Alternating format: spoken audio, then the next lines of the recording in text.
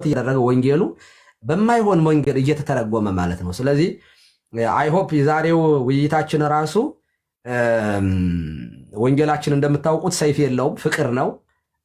የወደደኝ ይከተለኝ የሚል ህግ ይዘን ነው የምንሄደው። በጣም ኮንፊደንስ አለን። ሰዎቹን በፍቅር የምንጠራበት ስለሆነ ለሀገር ስጋት የማይሆን ወንጌል አለን። ለሰዎቹ ሰላም እረፍት የሚሰጥ ወንጌል ነው ያለን።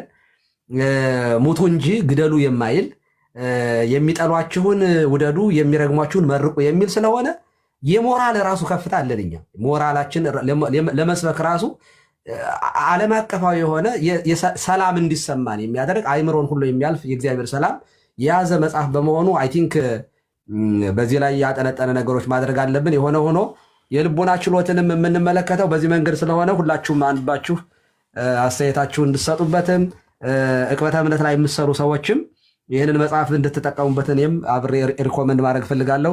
አመሰግናለሁ ዶክተር። በድጋሚ መቻል አለበት ይሄ ውይይት እንደ ቤተክርስቲያናችን ማስተምህሮ ጠቅላላ በመጽሐፍም እንዳለው መሆን ያለበት በዓላማ ነው። እኛም በሃይማኖታችሁ ለሚጠየቁት ጥያቄ በጨዋ ደንብ መልስ ስጡ የሚለውን የመጽሐፍ ቅዱስን ቃል ይዘን መቅረብ እንችላለን። እነሱም ደግሞ በራሳቸው መጽሐፍ ሰላማዊ ሆነው መጥተው መወያየት ይችላሉ። ይሄ ሰላም ሲኖር ብቻ ነው። አሁን ላይ ሐሳቦች ብቻ ይወያዩ የሚለው አካሄድ ብዙም እኛ ሀገር ላይ እየሰራ አይደለም። ጉዳዩ ላይ መነጋገር፣ ጉዳዩ ላይ ማውራት ሲገባ ችግራችን እየዘለለ ወደ ባለ ጉዳዩ ላይ እየሄደ እየተቸገርን ነውና ከዚህ አኳያ እኔ ውይይቱ ሰላማዊ መሆን ካለበት ውይይታችን በስነ ስርዓት በፍጹም ጨዋነት ሊደረግ እንደሚገባው አምናለሁ። እልፍ እላፊ እየተኬደ የሚደረጉ ውይይቶች ለሀገርም ለቤተክርስቲያንም እንዳልበጁ ለማየት ሞክረናል። ስለዚህ ይሄ አካሄድ አሁንም ስለማይጠቅም ቆም ብለን ማሰብ መቻል አለብን። ማንም ሰው ሃይማኖቱን ማወቅ አለበት። ማንም ሰው በተለይ ዕቅበተ እምነት ላይ የሚሰራ ሰው ደግሞ የሌሎቹንም የእምነት ተቋማት ቢያነብ ክፋት የለውም፣ ቢያውቅ ክፋት የለውም። ከዛ ውጭ ግን ሊሆን የሚገባው አካሄዳችን ምንድነው? ሰላማውያን እንድንሆን ነው። የፍቅር አካሄድ እንዲኖረን ነው። እውነት መግለጥ ካስፈለገን ክርስትናን መሰረት አድርገን እውነትን መግለጥ፣ እውነትን ማስተማር ነው።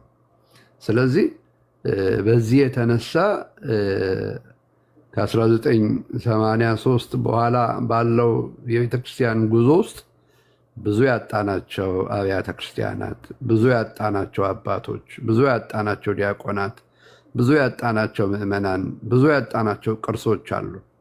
ይህንን ሁሉ ያለፍነው እነዚህን ነገሮች በማድረግ ቤተክርስቲያን በማቃጠል፣ ቤተክርስቲያንን በማውደም፣ ምዕመናንን በመግደል፣ ካህናትን በማረድ የሚመጣ ነገር የለም። እኔ ልብ ውስጥ ያለውን ሃይማኖት በዚህ ማጥፋት አይቻልም።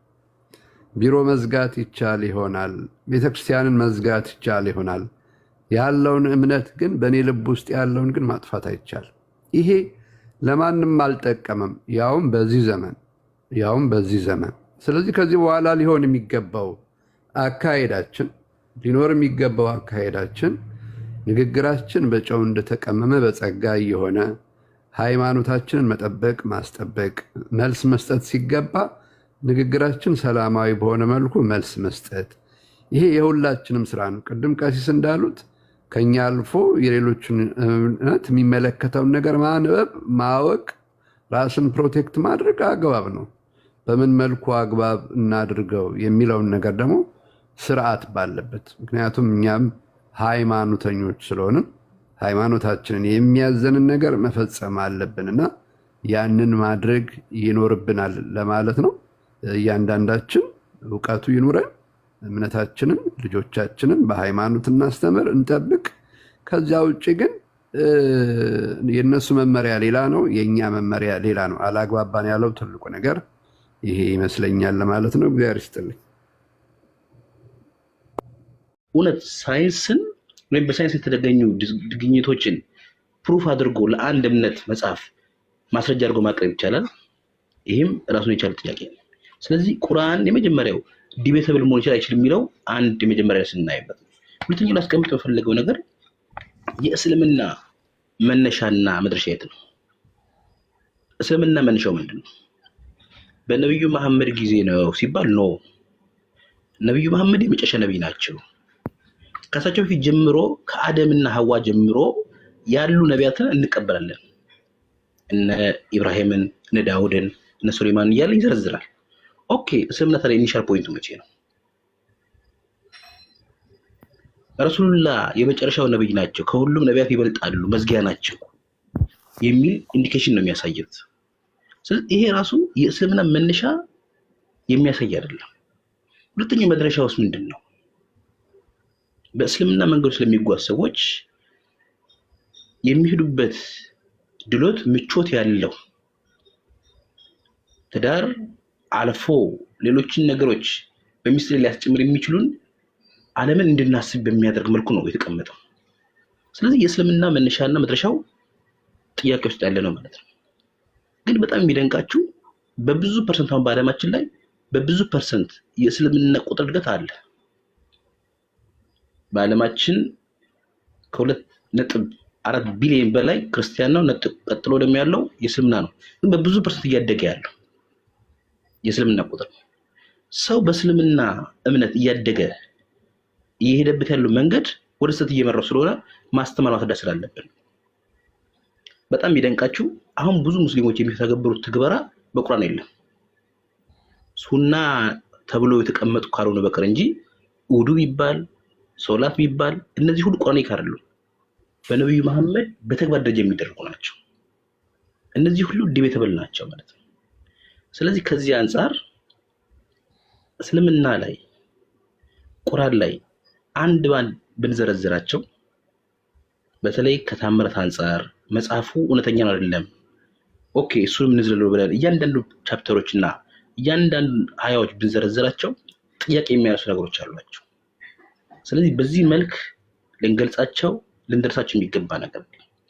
በጣም አንድ በፊት ካነበብኩት መጽሐፍ ውስጥ ሚካኤል ኤች ሃርት የሚባል ሰው ዘ ሞስት ኢንፍሉዌንሻል ፐርሰን ኢን ዘ ወርልድ ብሎ የጻፈው መጽሐፍ ነበር። ሁለተኛ ኤዲሽኑን መሰለኝ በ1992 ያነበበው ነው። አንደኛ ደረጃ ያስቀመጠው ነብዩ መሐመድን ነው ኢንፍሉዌንሻል ፐርሰን ብሎ ማለት ነው። ኢቭን ጂሰስ ክርስቶስ ሶስተኛ ላይ ያደረገው ኢንፍሉዌንሻል ፐርሰን ማለት አሁን ሙስሊሞች የሚከተሉት ብዙዎች ነገሮች ፐርሰናሊ እሱ ኢንፍሉዌንስ ያደረጋቸው ነገሮች ናቸው እንጂ ቁርአኒካሊ የሆኑ ነገሮች አይደሉም። ለእያንዳንዱ ሲቹዌሽኖች ዳይናሚካሊ የሰጣቸው ምላሾች አሉ። ኢንፍሉዌንስ የማድረጉን ሌቭል በዛ መጽሐፍ ላይ ገልጻል። እና አሁንም በእስልምና ውስጥ ማንኛውም ተግባራት ስታዩቸው ከፍቅር አንፃር ሳይሆን የሚደረጉት ከአስገድዶ አንፃር ነው። ይሄን ባላደርግ ይሄ ይሆንብኛል በሚል ኢንፍሉዌንስ ባለበት መልኩ ነው። ስለዚህ ከነዚህ ስናያቸው ቁርአንና እስልምና እንዴት ሊታዩ ይችላሉ? ሰዓቱም ስለሄደ ከአጭር ሰዓት አኳያ እነዚህ ነገሮች ላይ ሐሳብ መስጠት ስለፈለኩ ነው። ይቆይ።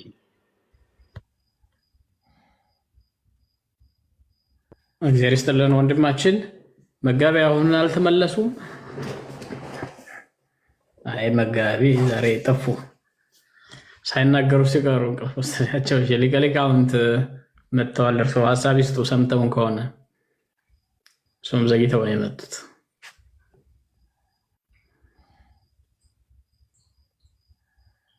አዎ ሊቃውንቱም ወጡ። አዎ የመጡ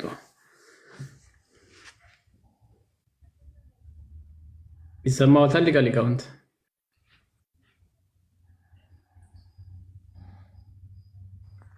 አብዝሆ ነገር እኮ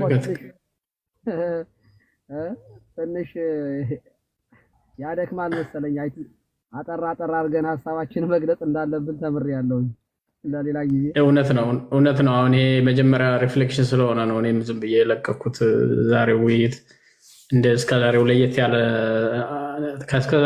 ያለ ነው። እስከዛሬ አንድ ሙስሊም አንድ ጴንጤ እናስቀምጣለን፣ እሱን እንጠይቃለን፣ ያነቃን ነበረ። ዛሬ ደግሞ ወይ የሰሞኑን ቄስ አላመጣናቸው አልታገሉን፣ እዚህ ተቀምጠው ብቻችን ሆነና የምንታገለው አስቸገረ ለሚዛናዊነት። እሱ ይመስለኛል። ሊቃውንት ተኙ ወይስ ጠፉ?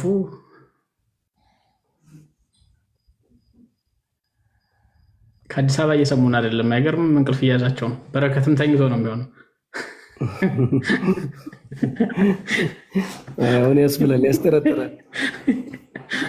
መጋቤም ሊቀ ሊቃውንት አንተም ብትተኛ ተገላገልከን ነበር። እሺ እንጠቅልለዋለን። በነገራችን ላይ ዶክተር ሬሱ ያስተኛል እኮ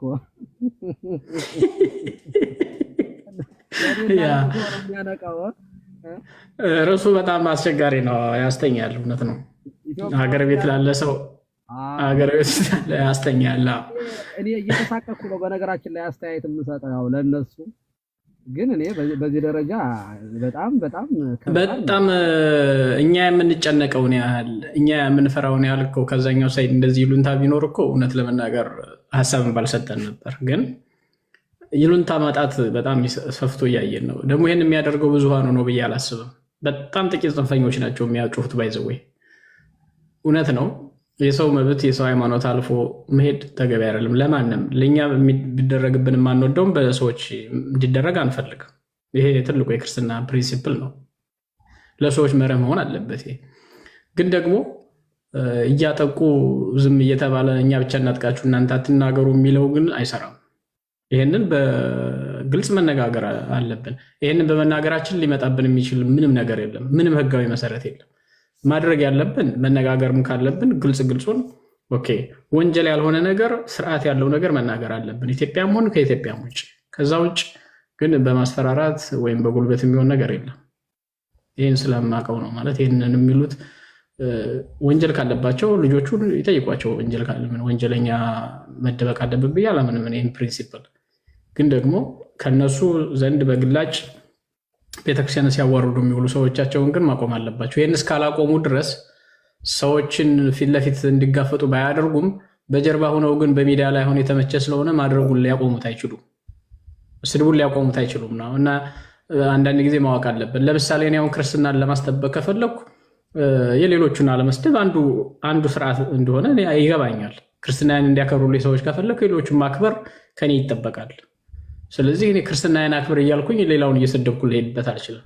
እኔ ክርስትናን ማስረዳት የምፈልገው የኢትዮጵያ ኦርቶዶክስ ቤተክርስቲያን የምትባላለች ስል ራሱ እዚህ ሀገር የግሪኩንም የራሻውንም የፕሮቴስታንቱንም የካቶሊኩንም ጋር ስወያይ የማነሳው የኢትዮጵያ ቤተክርስቲያን ያላትን ትክክለኛውን ስርዓት ነው። ያንን ማስረዳት ነው። ኢምፕረስ ነው እንጂ ማድረግ ያለብኝ እንዴት ነው አግሬሲቭ ልሆን የምችለው? እንደዛ ከሆንኩ ሰዎችም ሰማያን ይታዘባሉ፣ ለአእምሮም ይጎረብጣል። እና እሱን ማድረግ ነው። ኢንፋክት አይ አንደርስታንድ ካለው አንጻር አስተያየት ለመስጠት አንዳንድ ነገሮች ሰዎች ሊገደቡ ይችላሉ። ግን ስቲል ትልልቅ ሰዎች ነን፣ የምንናገረውን እናውቃለን። ጥፋት የሆነና ጥፋት ያልሆነ ነገር የሚገባን ሰዎች ነን እና አይ ቲንክ ነፃነታችን ቱ ዛት ኤክስተንት አሳልፈን መስጠት የለብንም ባይ ነኝ። የሰውንም መብት አንጋፋም፣ ነፃነታችን አሳልፈንም አንሰጥ። ይሄ ፕሪንሲፕል መሆን አለበት።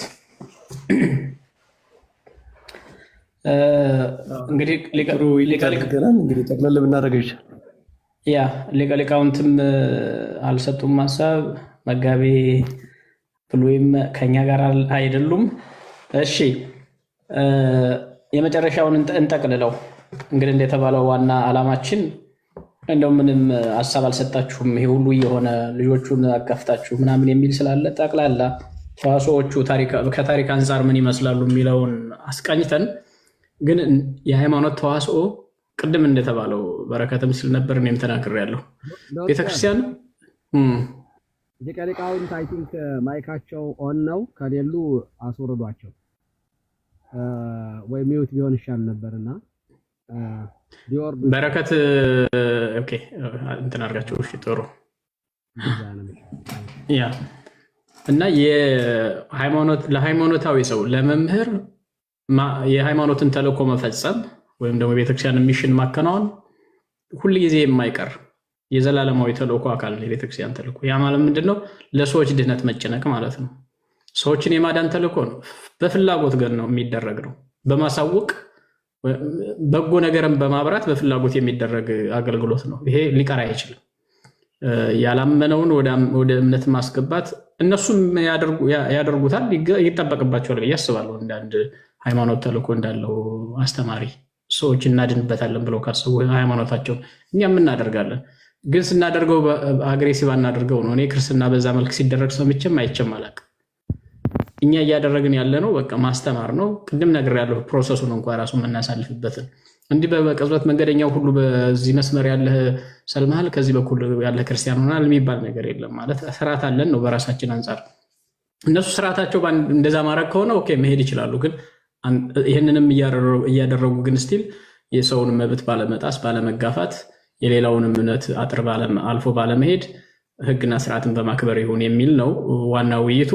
ከዛ ባለፈ ግን እውነት ጩኸቱ ከፍየሏን በላይ አይደለም ወይ የሚል ነው አንዱ መልእክት ማስተላለፍ የተፈለገው በዚህ ውይይት። እውነት ደራሾች ነን ወይ? ቅድም በሃይማኖት ጉባኤ መግለጫ እኮ ምንድን ነው የተባለው? አንዳንድ የኦርቶዶክስ ተከታይ ወንድሞች እያሉ ነው። ልክ የኦርቶዶክስ ወንድሞቹ ያሏቸው አንዳንድ ሰዎች አጥቂዎች አድርገው ነው ያቀረቧቸው። ዛት ኢዝ ኖት ትሩ።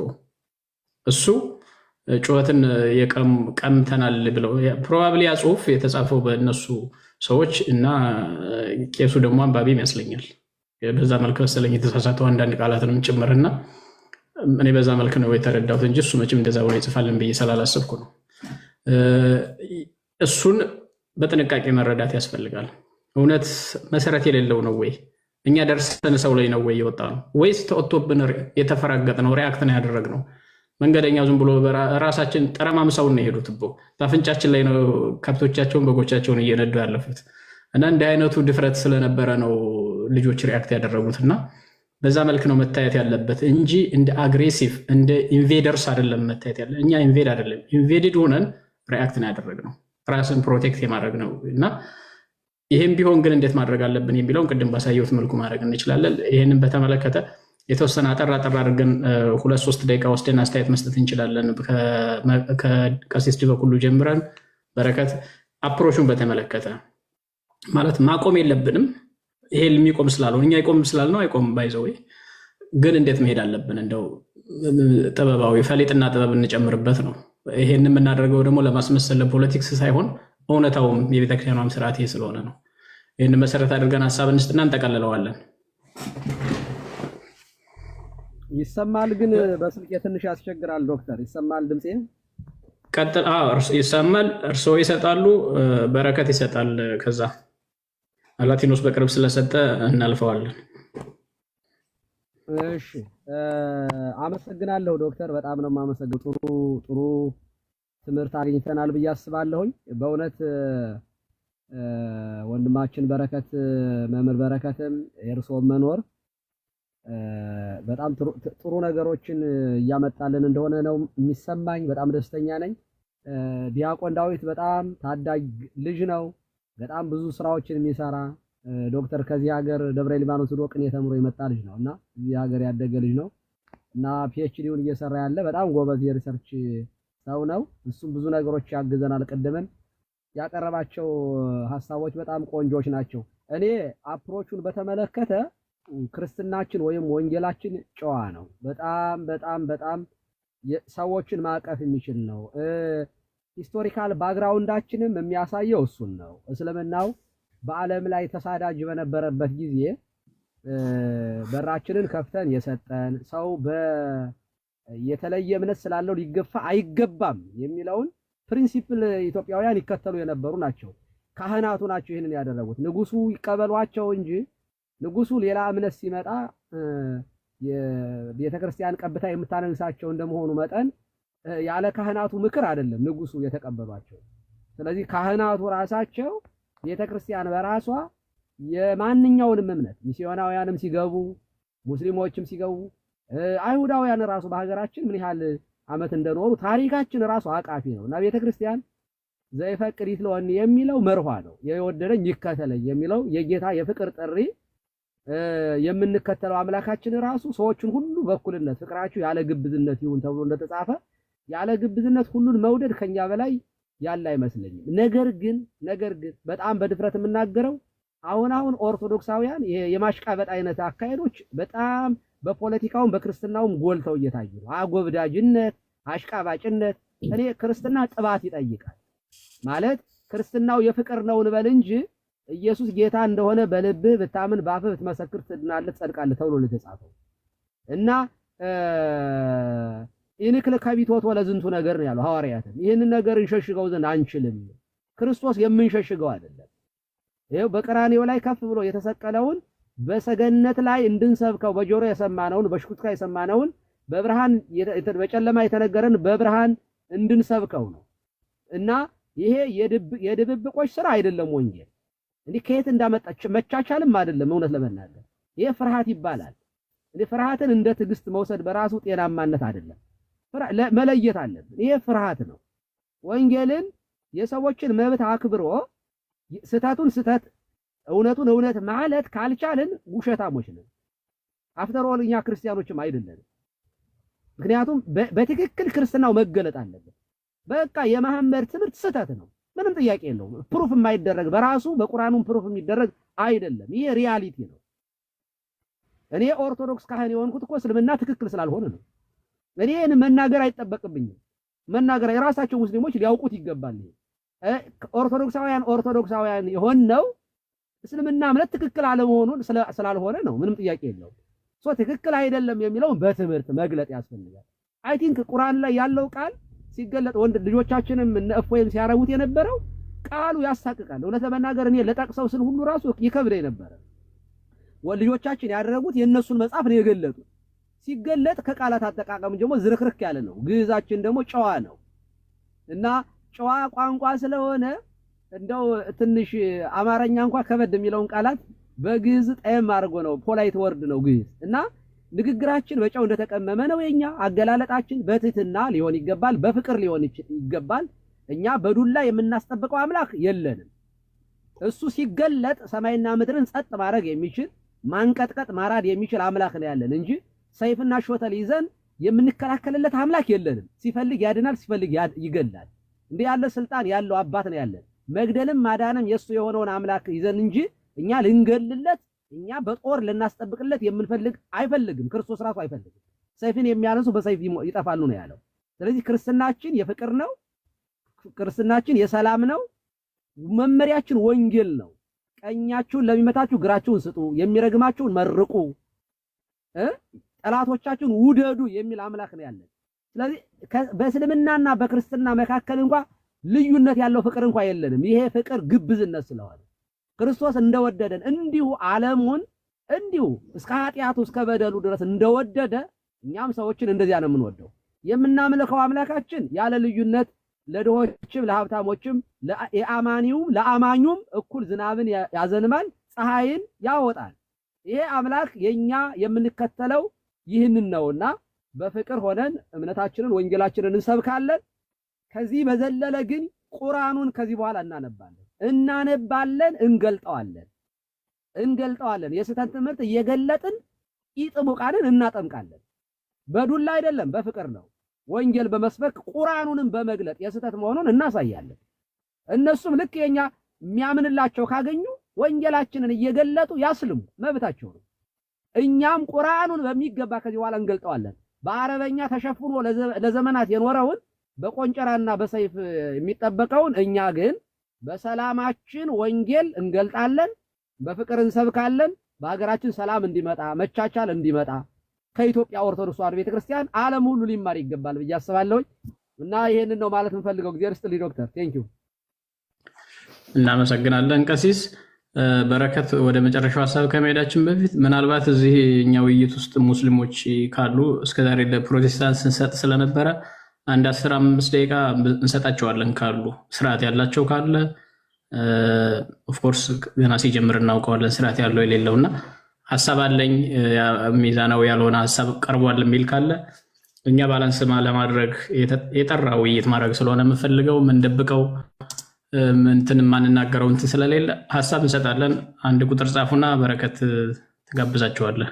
ኢንተረስትድ የሆኑ ጥያቄ መጠየቅ ወይም ደግሞ ባቀረብኩት እኔ የመጀመሪያው መነሻ ሐሳብ ላይ ጥያቄ አለኝ የሚል ካለ ማቅረብ እንችላለን። እሱ እስከሚመጣ ድረስ አይ ቲንክ እንደዛ ብናደርግ፣ ምክንያቱም ለሌሎችም ስናደርግ ስለነበረ እስከዛሬ እሱ እንዳይቀርብን ነው ስርዓታችን። የቤታችን መርህ ነው አንዱ ሚዛናዊነት ነው ብዬ ስለማስብ ሚዛናዊ መሆን አለብን። ባይዘወይ እኔ አሁንም ሙስሊም ወንድም የሆነ ሰው በስርዓት መጥቶ እኛ ጋር እንደዚህ ልክ ፕሮቴስታንቶች ጋር እንደምናደርገው ስርዓት ያለው የረጋ ውይይት አደርጋለሁ ካለ ምንም ችግር የለብንም።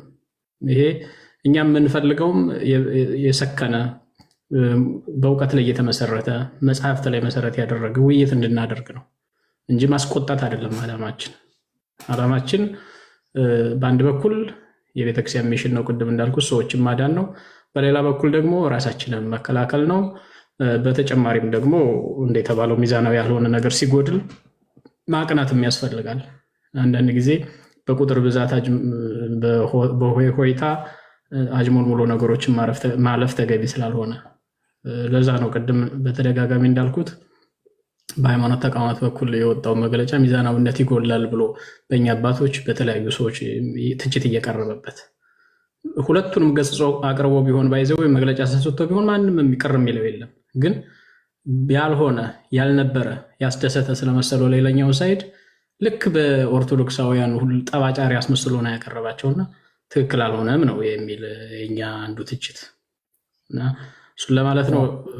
ኢንተረስትድ የሆናችሁ መምጣት ትችላላችሁ። በረከት እስከዛ አስተያየት መጠቅለያ። እሺ እንግዲህ ያው ቅድም እንዳልነው እንደዚህ ሀሳብ ካላችሁ አንድ ቁጥር ጻፉና በስርዓት ሀሳብ መስጠት ይቻላል። ጠቅለል ስናደርገው እንግዲህ ሁልጊዜ በጣም እኔ በውይይት በጣም የምታዘበው ትዝብት ምን መሰለህ አረጋ፣ ደብል ስታንዳርድ። አንተ መወያየት ከነገራችን ላይ የሰው ልጅ አይምሮ ግዴታ ነው፣ መወያየት ይፈልጋል፣ ማወቅ ይፈልጋል። አይደለም ከአንድ ሃይማኖት ወደ ሌላ ሃይማኖት ቀርቶ በዚሁ ውስጥ በክርስትና ውስጥ እንኳን ብዙ ሀሳቦች ይነሳሉ አይደል? ሰሞኑን ስናያቸው ነበረ።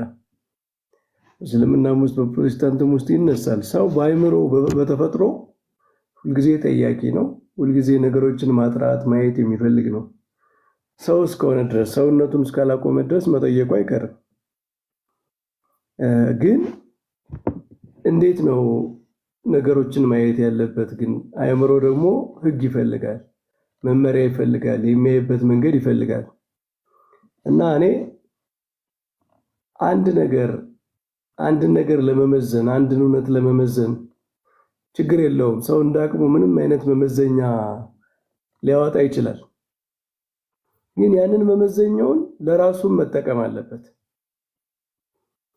የሰዎችን ለመመዘን የሚጠቀምበትን መመዘኛ ለራሱ መጠቀም አለበት።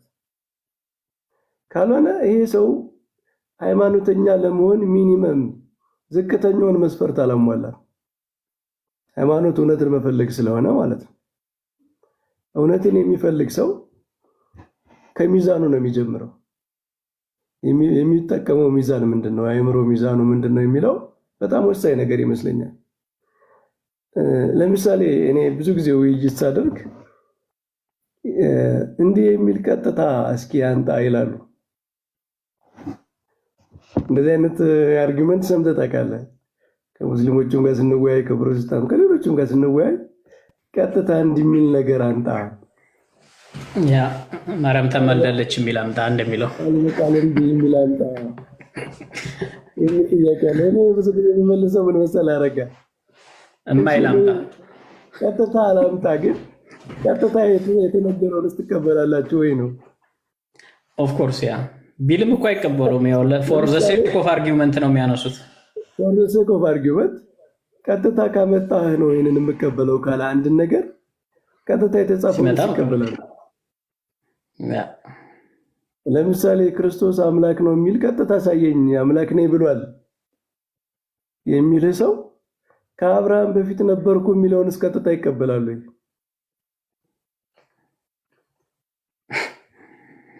ደግሞ በቀጥታ አምላክ ነኝ ያለበት አለ እንጂ እሱን ይላሉ። አይ ቲንክ ስለማያውቁት ይመስለኛል። አንዱ እንትን ቦታ ሁሉ የሆነ ሰው ሲለው ይሰሙትና ይሄንን ንግግር ይሄን ጥያቄ ይደግሙታል በሌላ ቦታ ሌሎች። እና ስታንዳርድ ምንድነው? ሐሳብህን ሁልጊዜ በቃ ለሌላ ሰዎች የምታቀርበውን መስፈርት ለራስህ መጠቀም አለ። ማለት ሰዎች ቀጥታ ንባብ እንዲያቀርቡልህ ከሆነ የምትፈልገው የዚህ ግልባጩ ቀጥታ የተጻፈውን መቀበል አለብህ ማለት ነው። ለሰዎች የምታቀርበው መመዘኛ በጣም ስትሪክት ከሆነ ሃይማኖታቸውን ለመቀበልም ለመተቸትም የምታቀርበው መመዘኛ በጣም ስትሪክት ከሆነ ያንተንም ሃይማኖት በዛ መመዘኛ መመዘን አለብህ። እኔ ይሄ ለእውነት ለሃይማኖት ሚኒመም ሪኳየርመንት ቅን ህሊና በጎ ህሊና ያለው ሰው እንደዚህ ነው መሆን ያለበት እና በዚህ መስፈርት ውይይቶች ከተካሄዱ በጣም ኮንስትራክቲቭ ይሆናሉ ብዬ ነው የማስበው። ካልሆነ ግን ወደ ሚዛኑ የተዛባ ውይይት ሲሆን ወደ መበሻሸቅ፣ ወደ ሰዎችን ወደ ስሜት ውስጥ ወደሚወስድ እንደውም ከሚወዱ ይልቅ እንዲጠሉ ወደ ማድረግ ይሄዳል እና አንደኛ ይሄ ነው የምናቀርበው የምናዘጋጀው ሚዛን ክራይቴሪያችን መለኪያችን ለሁሉም እኩል የሆነ በቃ የመመሪያችን የሆነ የህይወታችን መመሪያ የሆነ ነገር ነው ማቅረብ ያለብን ሁልጊዜ የምንጠቀምበት ሆነስት ሆነ ማለት ነው። ታዬ ይሄ ኢንቴግሪቲ ነው የአንድ ሰው ጌታ በወንጌል ምን ብሏል? እውነት አርነት ያወጣችኋል ብሏል። ሰውን ነፃ የሚያወጣው እውነት ነው። እውነት ደግሞ ከአእምሮ ነው የሚጀምረው፣ ከራስ አእምሮ ነው የሚጀምረው ሚዛን ማለት ነው እና እሱን ማድረግ ያስፈልጋል። ይሄ ለሁለታችንም ነው፣ ከኛም በኩል ለሚሰሩት ከዛም በኩል ለሚሰሩት። እኔ በዚህ ነው መመራት ያለበት ብዬ ነው የማስበው ውይይት ማለት ነው። እኔ እሱ ላይ ስትረስ ለማድረግ እዚህ ፖይንት ላይ ባይዘው ክርስትና በቃ ከበቂ በላይ የሆነ እውነት አለው። እውነታን ብቻ ይዘህ ሂደህ አሸንፈህ ለመምጣት ከዚህ ያለፈ ተጨማሪ ምክንያት አያስፈልግም። በቃ እንደውም የማይመስል ነገር የማይቀራረብ ነገር በጨመርክ ቁጥር አንተ ነህ የሚያስነቅፍህ። አንተ ባለማወቅ ነው እንደዛ የምታደርገው። ክርስትና ግን ማንኛውም ለሚመጣበት ጥያቄ መልስ የሚሆን ሌሎቹን ለማምጣት የሚችል ከኛ ስንፍና ካልሆነ በስተቀር እውነት ተትረፍርፎት ያለ ነው። እንደውም የኛ አእምሮ ከሚሸከሙ በላይ እሱን መግለጡ ላይ አቅም አንሶን ከሆነ እሱ ላይ ነው ስራ መስራት ያለብን። እሱን እንግለጠው። ያንን እውነት የሚቋቋመው ከቶ ምድር ላይ ያለ ወይ ነው። ሃይማኖትም ነኝ የሚል ያለንን እውነት እንግለጠውና ጥረት ማድረግ ያለባቸው ሰዎች እንዴት ነው ያንን እውነት መግለጥ ያለብኝ፣ እንዴት ነው ለነዚህ ሰዎች ማቅረቢያ ያለብኝ ብሎ ከስተማይዝ ማድረግ አለባቸው። ለሙስሊሞች ስናቀርብ፣ ከሙስሊሞች ጋር ስንከራከር፣ ቅድም እንዳልከው በፈለክበት የኛ ሊቃውንት እኮ ፊሎዞፊ ሲያጠኑ የነበሩት የተለያየ ፍልስፍናዎች ሲያጠኑ ነበር፣ ቋንቋ ሲያጠኑ የነበሩት ሃይማኖታቸውን በዘመኑ ለሚመጣባቸው ቻሌንጅ መሰረት በዛ አንጻር ለማቅረብ ዲፌንድ ለማድረግ የፖለቲክ ስራ ለመስራት እንዲመቻቸው ነው እና ሙስሊሞቹንም በተመለከተ ለሚያቀርቡትም ጥያቄ አዲስ የሚቀርብ ነገር የለም። ባይዘዌ በመንፈቅና ትምህርትም እስካሁን የሚጠየቅ አሁንም ለወደፊት የሚጠየቅ በሙስሊምም እስካሁንም የሚጠየቅ ድሮም የተጠየቀ ድሮ ተመልሷል። ባይዘዌ አንተ መጽሐፍ ላይ በሚገባ አስቀምጠሃል። በእያንዳንዱ ባነሷቸው ላይ መልስ ተሰጥቶበታል። የዘዳግም 18-15ን ከወንድሞች መካከል የሚለውን እኮ እኔ እንደነገርኩ የሰማሁት በአመር ድዳት ነው።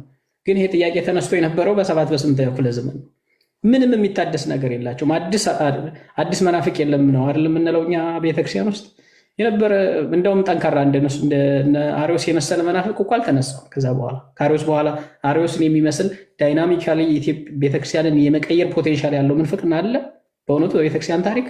የእንትና የላተንት አሪያኒዝም የምትላቸው ሌሎቹ ደካማ የሆኑ ምንፍቅናዎች ናቸው አይደል የመጡት በቀላሉ ሪፊዩት የሚደረጉ። ያኛው ግን ፖለቲካል እና ፊሎዞፊካል ባክግራውንድ ይዞ ስለመጣ ቤተክርስቲያንን አሸንፎ ቢሆን ቶታሊ ዲስትሮይ ማድረግ የሚችል አቅም የነበረው ነው። ግን ደግሞ እግዚአብሔር ቤተክርስቲያን ሲጠብቃት አትናቴዎስን የሚመስል መዶሻ ለቤተክርስቲያን አመጣ ማለት ነው። ፕሮቴክት አደረገ እና ቤተክርስቲያን ሁሉ ጊዜ እንደ አይነት ፈተና በመጣበቅ ቁጥር አትናቴዎሶች ስለሚነሱ፣ ዲዮስቆሮስ ስለሚነሳ፣ ሌሎች ሊቃውንት ስለሚነሱ ይጠቅማታል፣ የሚጎዳት አይደለም። እና መበሳጨት የለብንም። ሰዎች ስለሰደቡን ስላጥላሉ ግን ደግሞ መበሳጨት የለብንም ማለት መተኛት አለብን ማለት አይደለም። እነዚህ አባቶች ቢተኙ ኖሮ ሪአክት ባያደርጉ ኖሮ ለተነሳው ምንፍቅና ባለፈው ስናነሳ ነበር። ፕሮክለስን፣ ኤራቅሊስን እንዴት የንስጥሮስን እንዴት እንትን እንዳያደረገው እና ከዛ በኋላ እንዴት ትምህርቱ እንዴት ተስፋፋ አየው። ንስጥሮስ በተቀመጠበት አደባባይ በቀረበበት ጉባኤ ነው በእንተ ወላዲተ አምላክ ስብከቱን የሰበከው። እኔ በቃ ዝም ብዬ ልክ በአካል እዛ ተገኝቼ እንደምሰማው ስብከቱ ሳነበው የነበረው። ይሄ የሚያሳይህ መፍራት አይደለም። ነገስታቱን ሳይፈሩ መናፍቁ ራሱ ካዱን ንስጥሮስን ሳይፈራ ነው። ፕሮክለስ እኮ የአጥቢያ ወይም ደግሞ የሀገረ ስብከት ጳጳስ የነበረ ወይም ሌላ ቦታ የነበረ፣ እሱ ግን ፓትርያርክ ነበረ። ንስጥሮስ ያንን ምንፍቅና ሲያደርግ ነበር። ፓትርያርኩን እንኳን አልፈራውም። ምንፍቅናውን ገለጠበት እንጂ እውነትን ገለጣት እንጂ።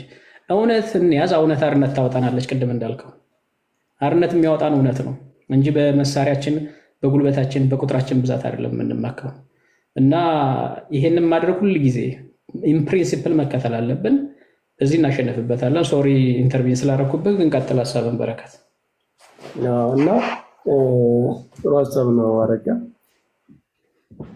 በቃ ደብል ስታንዳርድ ይቅር ነው። ደብል ስታንዳርድ ለራሴ ሌላ መለኪያ፣ ለሰው ሌላ መለኪያ ማቅረብ የለብኝም። ሁሉ የራሴንም የሰውንም በአንድ አይነት መስፈሪያ ነው ማየት ያለብኝ።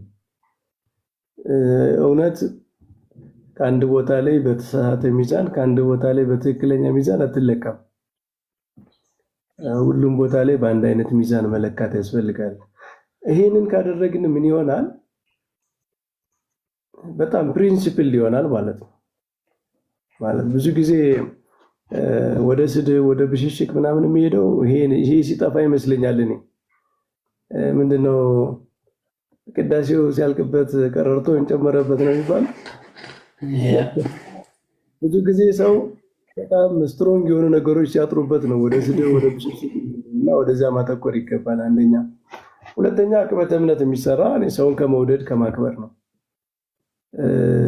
አንደኛ የራስህን በቤት ውስጥ ያሉ ሰዎች ጸንተው እንዲኖሩ እነሱን ከመውደድ። ቅድም እንዳልከው ክርስትና የቁጥር ጉዳይ አይደለም። እንደውም በወንጌል ጥቂቶች ናቸው በጠባቡ መንገድ የሚገቡት ነው የሚለው። ቁጥር የማብዛት ምናምን አይደለም። ግን ሰውን መውደድ አለብህ፣ መጠበቅ አለብህ።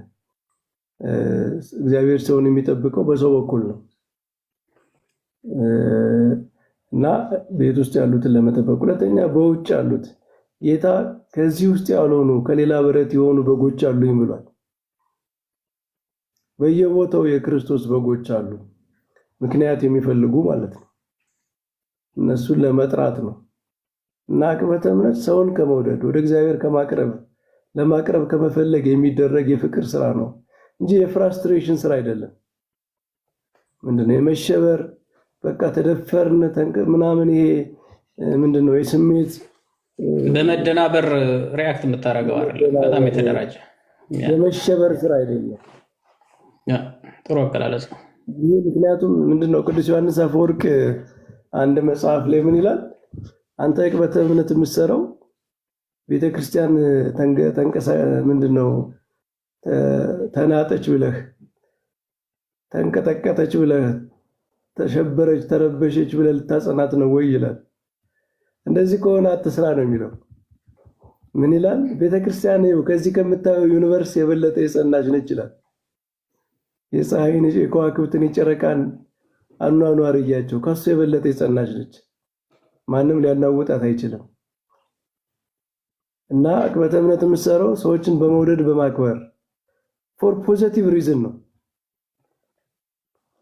እና ይቅርታ የፍራስትሬሽን ስራ እናርገው ነው በሁለቱም። እኛ እንደዛ ነው የምናምነው እንደ ክርስትና።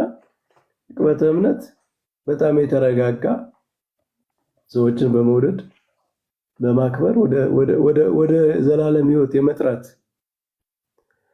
በእያንዳንዱ የወንጌል አገልግሎት ውስጥ የተዘረጋ የክርስቶስ እጅ ነው። ወደ ሰዎች የሚደርስ የሚጣራ ነው ወደ እኔ የሚል ጥሪ ነው። የፍቅር ጥሪ ነው። የዘላለም ሕይወት ጥሪ ነው። እና በዛ ነው የምናደርገው፣ በዛ መንፈስ ነው የምናደርገው። ከዚህ መንፈስ ውጭ ከሆነ እኔ ጠቃሚ ነው ብዬ አላስብም።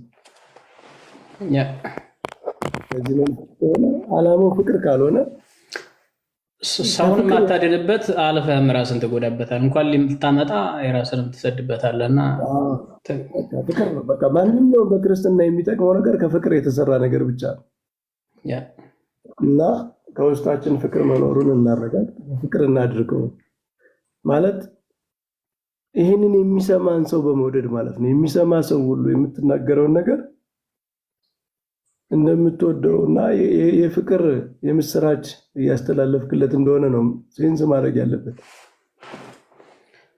ካልሆነ ፌል እናደርጋለን ማለት ነው። ቢያንስ ኢንቴንሽናችን እግዚአብሔር ያየዋል። ከሚናደድ ምንድነው በቁጣ በመሸበር ተደፈርኩ በማለት በልክ ምናምን ከሚናደር ልብ ሳይሆን በፍቅር ከሚናደር ልብ ነው መውጣት ያለበት። እና ይሄንን እንደዚህ አይነት ነገሮች ፍቅር ከልብ ሲኖር ምን ያደርጋል? ሰዎችን የሚጎዳ ነገር እንድትናገር አይፈቅድልህም። እንደውም ውስጥህ ስሜት ይተላለፋል። ሰዎችን እንደምትወዳቸው በጣም በጥሩ ዓላማ እንደተናገርከው ሴንስ ያደርጉታል እና መጨረሻ ላይም ጥቅም ያመጣልና የዕቅበተ እምነት መርሆቻችን በጣም እውነተኛ መሆን አለባቸው። እኔ የማስበው ዕቅበተ እምነት የብዙ ሰው ስራ መሆን አለበት ብዬ አላምንም እኔ ማለት ነው። ዕቅበተ እምነት የተወሰኑ ሰዎች መምህራን፣ ካህናት ያደርጉት የሚገቡት ስራ ነው። ለምን እንዲህ አይነት ነገር ስለሚጠይቅ እኛ ምናልባት አበላሽተን ሊሆን ይችላል እዛ ደረጃም ስላልደረስን ማለት ነው። ግን በጣም የተከበረ አገልግሎት፣ መስዋዕትነት ያለው አገልግሎት ደግሞ ማለት እንደዚህ አይነት ስራ የሰሩ አበው ነቢያት፣ ሐዋርያት፣ ሊቃውንት ብዙ ዋጋ የተቀበሉበት የከፈሉበት ነው እና በዛ ደረጃ ከፍ ያለ አገልግሎት መሆኑን አስበን እንንቀሳቀስ ነው። በዛ በኩል ያሉ ወንድሞቻችን እህቶቻችንም እንደዚህ መረዳት አለባቸው። እኛ ክርስቲያኖች ምድራዊ መንግስት የለንም። የሆነ የምንመሰርተውን መሰረተዋለን የምንለው ምድራዊ መንግስት የለም። የምንጠብቀው የሰማይ መንግስት ነው። እንደውም እኛ ይችን ምድር እንደ እንግድነት ነው የምናያት። እቺ በዚህ ምድር ላይ እንደ መጻተኛ እንደ እንግዳ ሆነን ነው የምንኖረው እና የሆነ ምድራዊ ቅድም የዘረዘርካቸው ነገሮች አሉ። እነሱን ፈልገን አይደለም ሃይማኖትን የምናስተምረው የዕቅበተ እምነት ስራ የምንሰራው ሁሉ ለነዚህ ዓላማዎች አይደለም። እንደዚያ ከሆነ የክርስቲያንን ስራ እየሰራን አይደለም፣ የግለሰብ ስራ ነው ማለት ነው። እንደ ክርስቲያን የምንሰራው ስራ ከሆነ ግን ከነዚያዎች የሆነ የፍቅር ስራ ነው። እነሱን ወደ ክርስቶስ የመጥራት የእግዚአብሔርን ፍቅር የማሳየት በክርስቶስ ማዳን በክርስቶስ ስራ የተገለጠውን ፍቅር ማሳየት ነው እና በዛ ደረጃ መረዳት ያስፈልጋል ለማለት ነው። አረዘምኩ፣ ስብከት እንዳይሆን እዚህ ሌላ እኮ ቆንጆ ነው። በረከት ቆንጆ ነው የሰጠው። እኔ ቅድም እስካሁን ስንለው የነበረውን ነው ያጸናው እና አይ ቲንክ እሱ ነው። እኔ ነገሩ አሁንም ቀዝቀዝ ብሎ ወደ ኖርማል ስልክ ገባብኝ ልበል። ኦኬ አንድ ጊዜ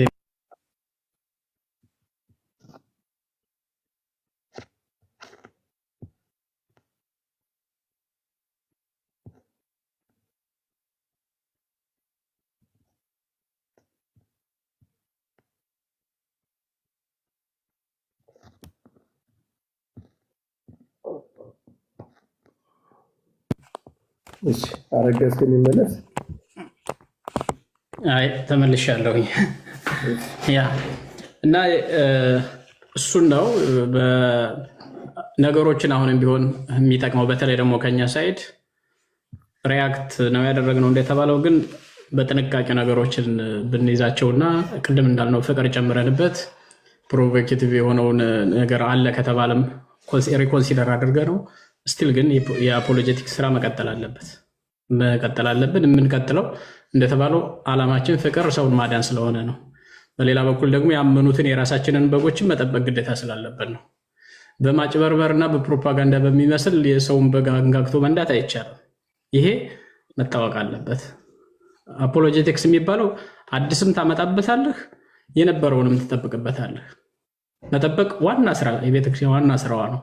መንጋዋን እያዘረፈች በጠራራ ፀሐይ ላይ በፍቅር ነው ይሄዱ ምናምን የሚባል ነገር የለም። የምታስወስድበትን መንገድ ራሱ ያለ አግባብ በግ ሰርቃለሁ ሲል ሌባን አትስረቅ ማለት ተገቢ ስለሆነ ማለት ነው።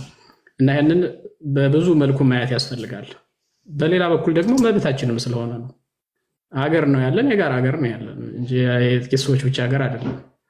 ይህንን መንግስትም ህገ መንግስቱም የሚፈቅድልን ስለሆነ ስርዓቱን ተከትለን ሃይማኖታችንን እናስተምራለን፣ ምዕመናንን እንጠብቅበታለን፣ ቤተክርስቲያን ልጆቿን እንጠብቅበታለች። በዚህ ቤተክርስቲያን መሸማቀቅ የለባትም። ባይዘው አባቶችም መምህራንም ምን ልካቸው መጠናቸውን ያውቃሉ። በዚህ ተሸማቀው የአፖሎጂክ ስራ መተው ምዕመናንን ማስወሰድ ማዘረፍ የለባቸው።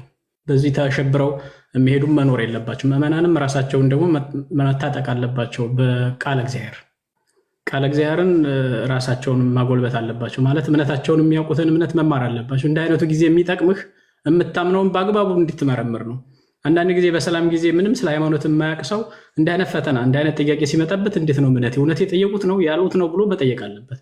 ለዛ ነው ቀድሞ መዘጋጀት፣ የምናምነውን ማወቅ። ሰው ፕሮቴስታንት ሲሆን ዛሬ ገና መጽሐፍ ቅዱስ አወቅኩ የሚልህ አለ። ግን ኦርቶዶክስ እንደነበረ ስለ መጽሐፍ ቅዱስ ለማንበብ ለማወቅ ምንም ግድ አይሰጠውም። የኛ ትልቁ ችግር ኦርቶዶክስ እንደማታስተምር የምንቆጥረው አብዛኛው ቅዳሴ እንሄዳለን፣ ሰንበት ትምህርት ቤት እንሄዳለን። ግን ደግሞ ቤዚክ የሆነው ስርዓት ያለው ትምህርት ማስተማር ላይ ይቀረናል እና ምዕመናንም ይህንን መያዝ አለባቸው። መምህራኑም ማስተማር መቻል አለብን። የአፖሎጂክ ስራውን በዚሁ መልክ መቀጠል አለበት። አይ ቲንክ ብዙ በዚህ ጉዳይ ስለተነጋገርንበት ለዛሬ መሰረት አድርገን የተወያየንበት ጉዳይ ይህን ይመስላል። እንጨርስ። ጥሩ ውይይት ነበር ብዬ አስባለሁኝ። እንኳንም ሪፍሌክት አደረግን። ይህ ሁሉ ሰው እየተንጫጫ ዝም ብለን አሁንም በነገረ ድነት በነገረ ክርስቶስ ብቻ ላይ ውይይቱን አድርገነው ቢሆን ለምዕመናንም ደስ አይልም እና አንዳንድ ሰዎች ለምንድን ነው የማትናገሩት አስተያየት የማትሰጡት ይላሉ በውስጥ በኩልም እና ይህን ማድረጋችን ተገቢ ነው ብዬ አስባለሁ። በረከት ይህን ፕላትፎርም ስላዘጋጀ በተለይ ደግሞ ትልቅ ስጦታ መጽሐፍ ስለሰጠህን ከልብ ነው የማመሰግንህ። ብዙ ሰዎች ይጠቀማሉ ብዬ አምናለሁኝ።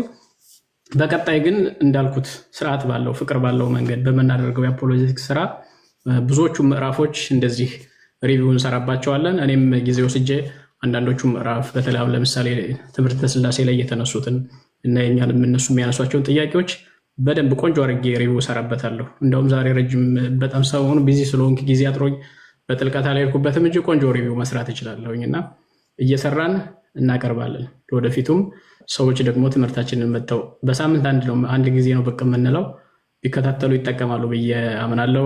በእኔ በኩል ይሄ ነው። ሀሳብ አስተያየት ካለ የመዝጊያ ከመዝጋታችን በፊት ከዛ ቀሲስ በኩሉ በጸሎት ይዘጉልናል። በቃ አይ ሀሳብ ስለሰጠው በቅርቡ መልካም ቀሲስ እንግዲህ ጸሎት ያድርጉ። የመጨረሻ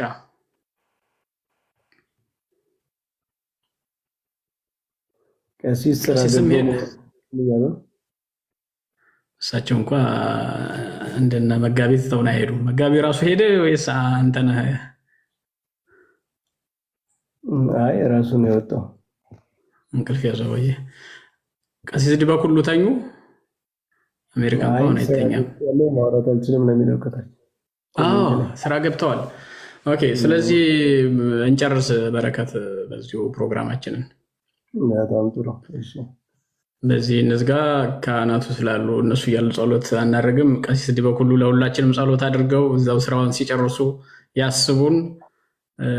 በጣም ነው የምናመሰግነው። የዛሬ ፕሮግራማችንን እንግዲህ በዚህ ጨርሰናል። የተሳተፋችሁ አብራችሁን የነበራችሁ ሁላችሁንም እግዚአብሔር ይስጥልን። መልካም ዊኬንድ ይሁንላችሁ ሁላችሁም። ሳምንት ደግሞ በሰላም ያገናኘን። በሌላ ጉዳይ በጥሩ አጀንዳ እንጠብቃችኋለን። መልካም በረከት። ደህና ደር።